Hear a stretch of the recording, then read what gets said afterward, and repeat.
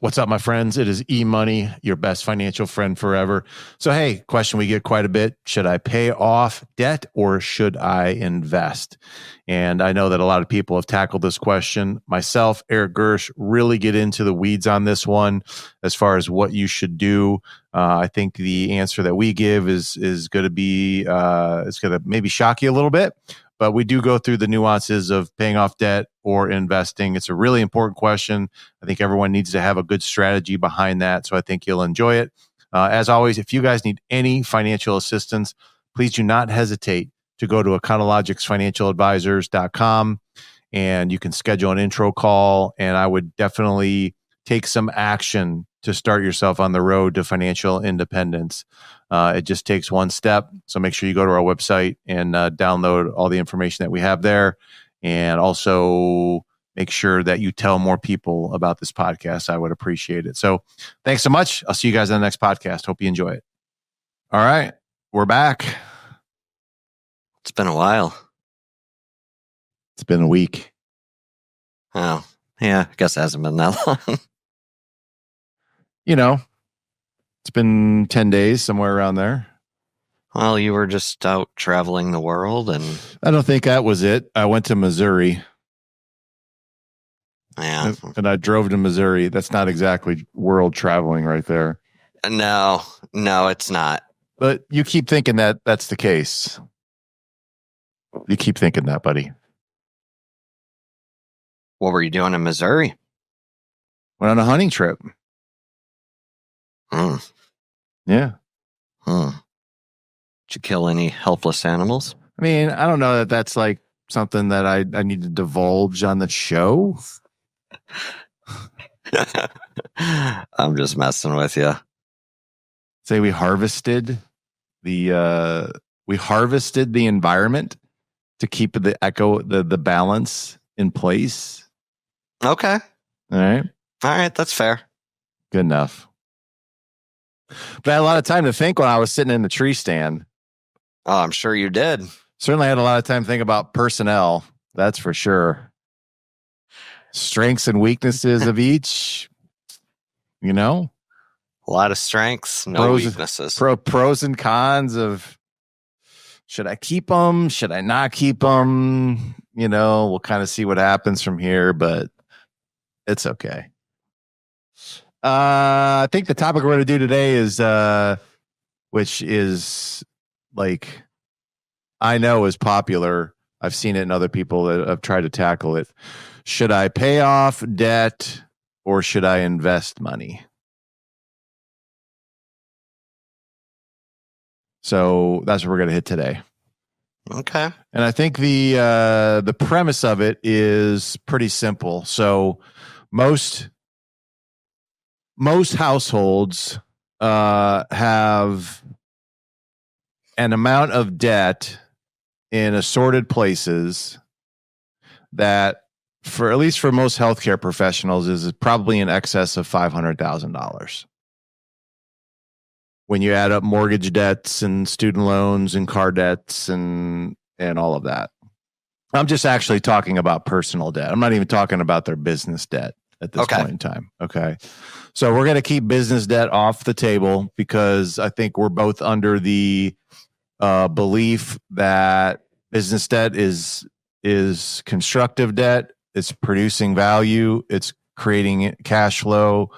It is as long as it's not credit cards. Yeah. Yeah. As long as it's not business credit cards that you're just racking up every month because you're insolvent. But that aside, we're trying to keep that. We're taking that off the table. Yeah. Because for most people, that's not really a question of when we're gonna pay that off. Now we may, upon a sale, decide to do that. In most cases, you're probably going to be required to do it anyway. Yeah. Which I don't think a lot of people realize. Like if you have some of a lot of these business loans, like once you guys sell your business, you are required to pay those off. Yeah. Everything gets paid at closing. Just like when you sell your house, your mortgage gets paid off. Yeah. Same thing. But that being said, that's aside from that kind of debt, which, you know, is pretty normal for most people that own businesses or healthcare owners. We're talking about all the other debt that you have, your credit cards, your mortgage debt, your student loan debt, everything else under the sun, moon, and stars. Okay. That's usually an amount, a lump sum that in most cases is in excess of 500,000. And for a lot of people, it's generally like over $1 million, somewhere around there. Yeah. I mean, yeah, depending on age.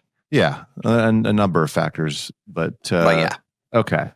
So I got all this debt, right? I got all this debt, and I have a dilemma now, because not only are you telling me that I have to be debt free, but you're telling me that I also have to create assets and reserves and retirement income and all these things.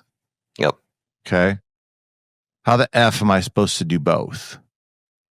So the dilemma then comes to most people is, well, if I pay off my debt first, then I'll have all this extra money to then go and invest. Yeah. Yep.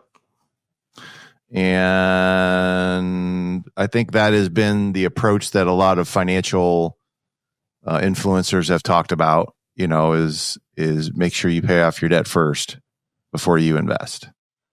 Not all of them, but I'm sure some of them say that. Yeah, like Dave Ramsey. I know he's big on that.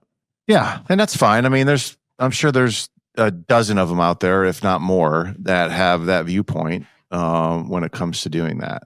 So, what do you think?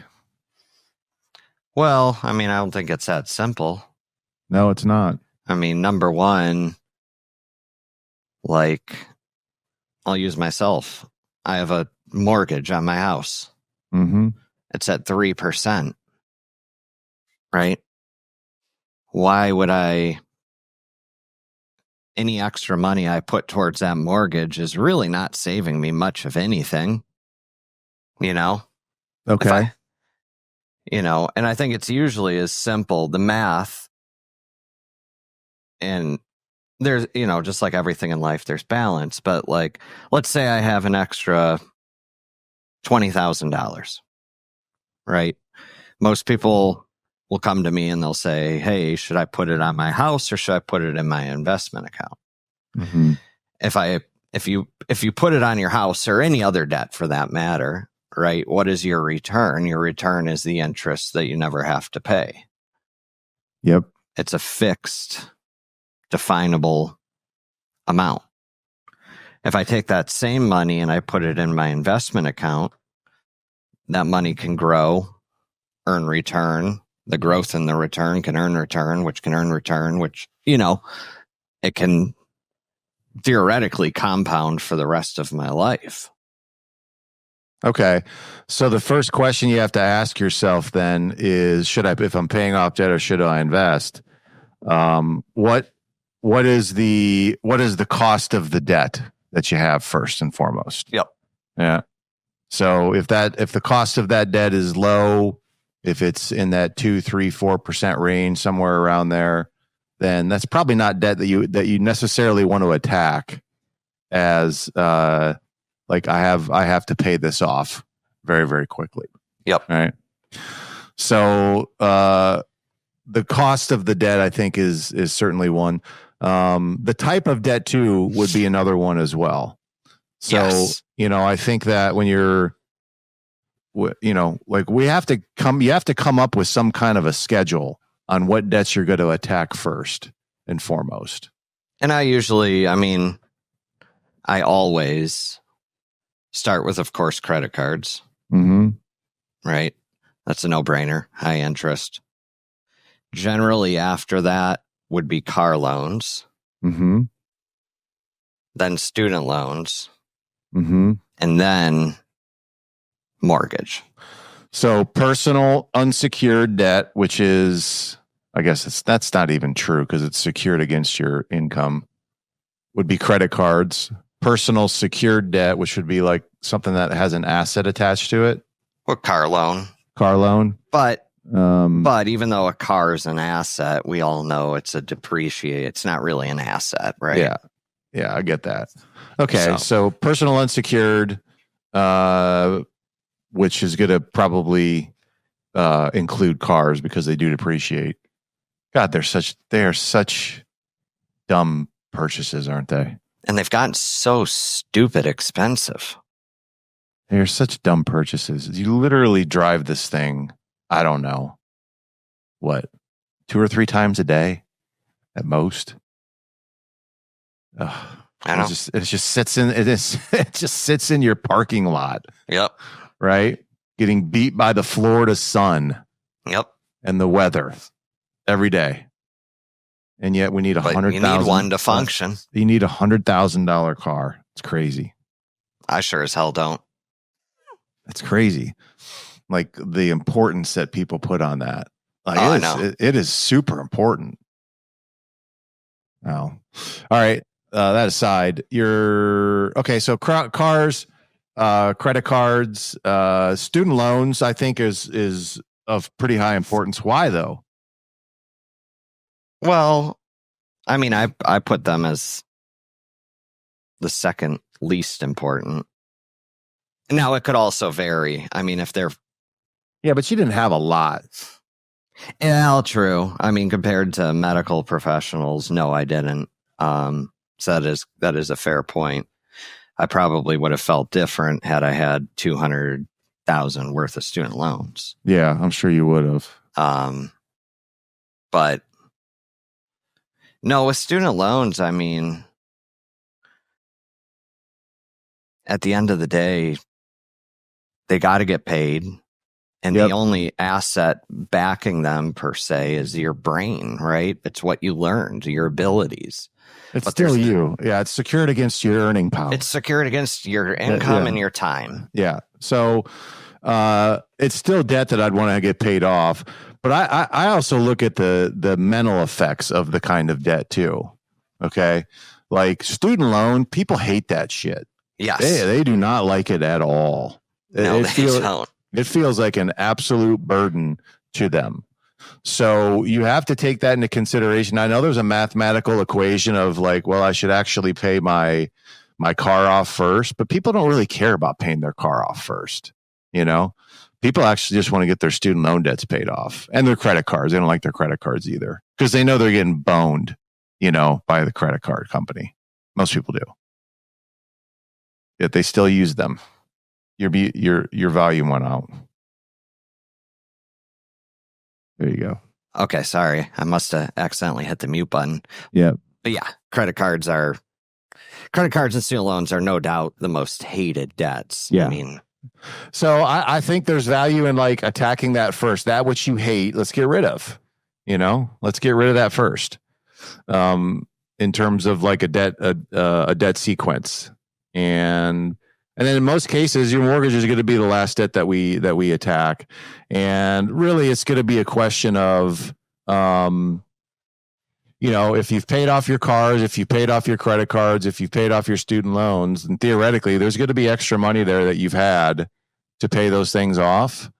Then, you know, you can accelerate at that point in time to pay off the home mortgage. Yep. And in most cases, I think most of the debt programs that we run for people, I mean, it's generally about 7 to 10 years that they can have almost all their stuff paid off. I mean, it's not a long time at all. No. Like everything paid off. You know, mortgages, cards, credit cards, all those things. They just have to snowball to make that happen. Yeah, which is easy to do. Actually, the math is easy to do. The application of it is extremely difficult to do. There you go. Right? It's extremely difficult to do. Like, I don't know that I've met but maybe 2 or 3 people that have actually followed through on the snowball to a T from the moment that we started to the moment that it ended. Right? Yep. I can think of just a couple people that. It's definitely very rare. That have done that, because there's always like a temptation to add more debt. Okay. But that being said, then I guess the question then would be, okay, but the title was pay off debt or invest. Yep. Okay. So why should I be taking all this extra money and getting rid of the credit card? So it's just purely a mathematical, I'm going to earn, I don't know that I can exceed the interest rate that the debt is going to cost me. And then therefore I should pay off the debt first. Correct. And if it's the other way around, then I would invest. Yes. Correct? Okay. Geez, I have a simple question. Why can't you just do both? Well, that's what I was just going to say, is it's not an either or. But it becomes one. I mean, look, at the end of the day, and this is how I explain it to people, at the end of the day, credit cards aside, right? Student loans, car loans, mortgages, right? If you do the math, all right, putting your extra money towards debt versus investing is not going to add up dollars and cents. But there's definitely a huge value to living debt free and not having that stress that's worth more than dollars and cents. Mm-hmm. So it becomes, instead of this question of doing either or, it becomes, okay, how can we split it up where we can do both? Yeah. And it usually, for me, ends up being more heavy on the investing side, but there is some accelerator on the debt still. Yeah. Because honestly, it doesn't take that much accelerator to cancel out all your debt over a period of time. It really doesn't. Okay. No, it's usually like $500 a month. Yeah, I mean, you can do something as little as that. I mean, everyone can come up with an extra $500 a month somewhere. Yeah. And you would be amazed at how much $500, when applied and done to a debt schedule, will reduce the overall amount of debt, interest, and time that you're going to have to pay on your debt. Oh yeah, it'll cut a couple of years off your debt. It'll do more than that. It'll probably cut. I mean, in some cases, I've seen it cut 15 years off of someone's debt schedule. Yeah. 13 years off someone's debt schedule, like what they're paying. So it doesn't take a lot to do that. It's much harder to accumulate assets over a period of time, which I would argue is going to be a lot more important to do, because, I mean, they're both going to be important, because obviously you don't want to be burdened with having, to make payments on things for the rest of your life. No. And then at the same time, you're going to have to make sure that you have enough in assets that can generate income for you for the rest of your life. All right. So yep. See, this is what creates the necessity, right? And when you pick either or, you're just reducing down your necessity. Now you're able to do both. Why? Because you make enough money that you can do both. Exactly. Right? You make enough money so that you can do both. So and I don't know that you ever, and I never really asked you this, like, did you ever sit down and say, okay, if I'm making, $150,000 a year, I can save blank and I can put blank towards debt, whereas if I'm making $80,000 a year, I got to pick and choose. Yeah. You see what I mean? I got to pick and choose which my battles are. So it really comes down to making sure you have the right income target. Like, this is how much I'm going to need to make to be able to do this. Yeah. Okay. And that's the thing that I think we try to impress on all of our clients is like, look, I mean, you guys there's not a cap on your income. If you own a practice, there's not really a cap on your income. There's, generally a cap on how much you pay yourself W-2, but there's not a cap on, your profit distributions of what you're taking. No, the sky's the limit. Yeah. So we can set up a system where you're taking your profits out in a way that's going towards building assets. And then we can set up a method in which you're getting a distribution from the practice to then accelerate your debt, and it's not a hard thing to do, but most people just never had it set up to be able to do that. And I think once you get that in, it's like, okay, yeah, I need to bring in, $100,000 a month in the practice. If I do that, I can save $10,000 a month for myself, and then I can put $1,000 a month towards my debt and in 10 years, okay, I'll have, $1.5 million in assets or reserves, and all my debt will be gone. Yeah. It's like, that's pretty awesome. Yeah. No, I mean, there's no point in getting to retirement and having a ton of assets and a ton of debt, or having no debt but no assets. Yeah. I mean, You know, and there's also, like you said, the time value of money equation on this as well. So like if you're foregoing putting money in investments, then you're giving up the time value of money on that. Because when you pay off debt, I mean, I know the asset potentially could appreciate, potentially. Yeah. Like your house, but it doesn't pay dividends. It doesn't, no, it doesn't. there's no income from it. It doesn't create cash flow or anything like that. So I think you're giving up a lot more on the debt side when you're accelerating paying that off than you are on the investment side. Especially, your favorite like dividend portfolios that you put money into every single month. I do like those. Just keep feeding them. Yep. Keep feeding them. Just keep feeding them. And they keep feeding you. And they keep feeding you. And they will at some point in time, Yeah. and they will at some point in time. So, so I think the overriding theme is we have to do both. We have to do both. It's finding the happy balance between the two. But it's going to look different for everybody. Yeah, but I would definitely lean towards putting a lot more money in investments than I would accelerating paying off your debt, because you already got the debt. Now it's already become part of like your expenses, right? Yeah. It's like, okay, I know I got to make this payment, but let's just set a target of when it needs to get paid off. And then just add an accelerator of what that's going to do to get paid off in that period of time. And I think it's just as simple as that. Yeah. No, it really is. So it really is. All right. Anything else on that? No. Don't take on stupid debt. Well, that's probably another podcast right there.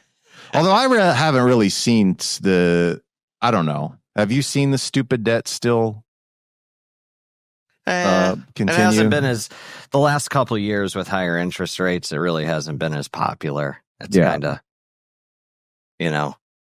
slowed down a lot on the dumb purchases that people were making when debt was cheap. Yeah. But have you seen a lot of people, especially healthcare owners, have like a ton of personal credit card debt at this point? Yes, but not super common. Yeah. I'm sure it happens. Yeah. It's not like 4 out of 10 people, I don't know what it comes out to percentage wise, but they're definitely out there. But once again, like you said, generally high personal credit card debt, just like high business credit card debt, both goes back to the production of the practice. Yeah. Right. Sure. So tomato. It's an income problem. It's always an income problem. Yep. It always is an income problem. Okay. Good enough. All right. I think we killed that one. We'll see you guys on the next one.